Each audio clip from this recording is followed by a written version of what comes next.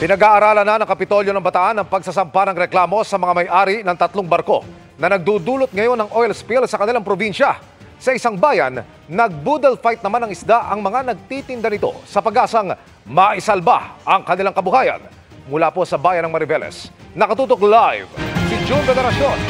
June! Ibil, 5 barangay na dito sa Mariveles sa Bataan ang tinamaan ng kanilang dalampasigan ng oil spill mula sa lumubog na oil tanker. Dito nga sa aming pwesto dito sa barangay Mountain View, yung ilang residente ay itinatapon na lang yung mga naluluto nilang isda dahil sobrang nangingibabaw na raw yung lasa ng langis. Sa bayan naman ng Limay ay nag-boodle fight ang mga nagtitinda ng isda para daw ipakita na ligtas kainin ang mga ito. Pero wala pa nung gano'n, di ba? Nakailang kurot at tikim lang sa mga inihaw niyang isda si Aling Inday, pero hindi na raw niya kinaya ang lasa. Sabi ko sa asawa ko, tigilan natin kumain kasi talagang naano na sa bunganga talaga. Malalangis talaga siya. Hango ang mga isda sa dagat ng Mariveles, Bataan, kung saan nakalubog pa rin ang oil tanker na MTKR Jason Bradley malapit sa dalampasigan.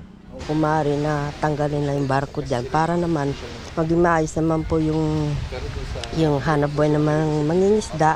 Lalo na katulad namin na hindi namin kaya mamili ng mga baboy at manok, karne, ito kaya namin bilhin. Napakahirap po talaga. Kung ano ang naranasan ni Aling Inday, problema rin daw ngayon ng kanyang mga kapitbahay sa barangay Mountain View. Ito po, papakain ko na ako dito sa baby.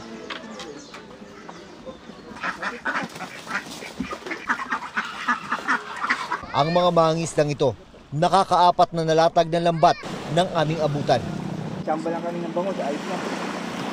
Pero wala ni isang isda silang nalambat. Puro basura na nakukuha. Alam mo huli isda, puro dumi. Isa na marami kami nahuhuli. Ito nangyari ito na lubog dito yung ano. Kaya isa wala kami nahuli.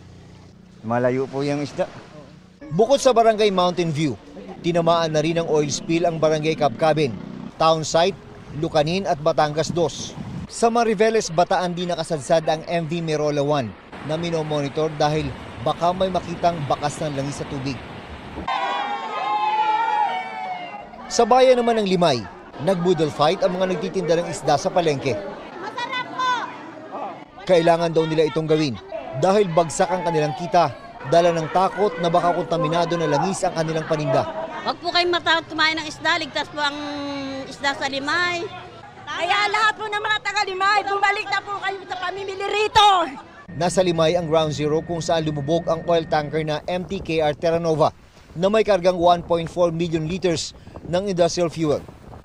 2 linggo pa bago masimula ang paghigop ng langis dahil kailangan palitan ng metal capping ang canvas na pinantapal sa mga valve ng barko. Yung po yung iniintay namin ngayon, yung update po ng Salvor. If they are done with the sealing and capping po nitong mga valves natin, they will be submitting their reports. We will base po dun sa report na yon if we will going to proceed on the siphoning process. Nakikipag-usap na raw sa Kapitolyo ang third-party insurer ng MTKR Terra Nova para sa posibleng compensation sa mga apektadong residente. Pero hindi rin isinasatabi ng provincial government ang posibilidad ng pagsasampa ng kaso laban sa mga may-ari ng 3 na diskrasyang barko. Yung aming provincial legal office, kasalukuyan nilang pinag-aaralan kung ano yung mga basehan para po mag-file pa ng legal case. Alang-alang sa kababayan namin at siyempre sa kalikasan natin dito po sa Manila Bay.